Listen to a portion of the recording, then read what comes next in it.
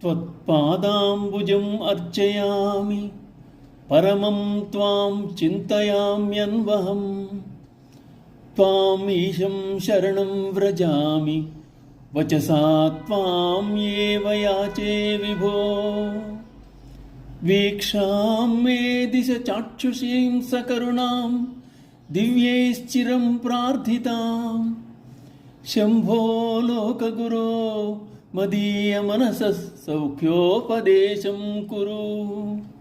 సర్వవ్యాపకుడా, సర్వసుఖకరుడా, సర్వోత్కృష్టమైన నీ పాదపద్మములను అర్చించుచున్నాను. ప్రతిదినము నిన్ను స్మరించుచున్నాను. జగత్కర్తవైన నిన్ను జనన మరణ కేశ నివారకుడుగా భావించి నీ శరణు పొందుతున్నాను. వాక్కు చేత నిన్ను యాచించుచున్నాను. చిరకాలము నుండి సర్వదేవతలచే అభిష్టించబడుతున్న ప్రార్థనీయమైన నీ సదయ కటాక్ష వీక్షణమును అనుగ్రహింపుము. భక్తజనులకు రహస్యార్థ ప్రకాశము చేయువాడా, నా మనస్సునకు బ్రహ్మోపదేశం చేయుము. ఏ కార్యము తలపెట్టినా అది జయప్రదం అయ్యేందుకు శ్రద్ధ ఉండాలి. చేపట్టిన పనిని త్రికరణ శుద్ధిగా చేయాలి. మనస్సు, వాక్కు, శరీరము అనేవి త్రికరణములు.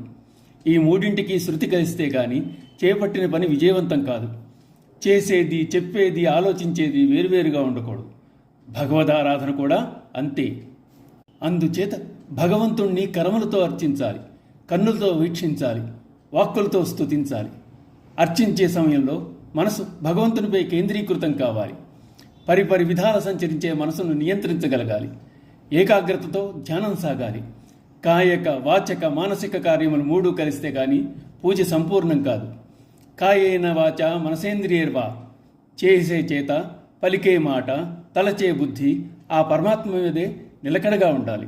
చేతుల రంగ శివుని పూజింపడేని, నోరు నవ్వంగ హరికీర్తి నుడివడేని అన్న పోతన గారు చక్రి చింతన లేని జన్మము జన్మమే అని ప్రహ్లాదుని చేత పలికించారు. ఈ మూడు కలిస్తే గాని భక్తి పండదు.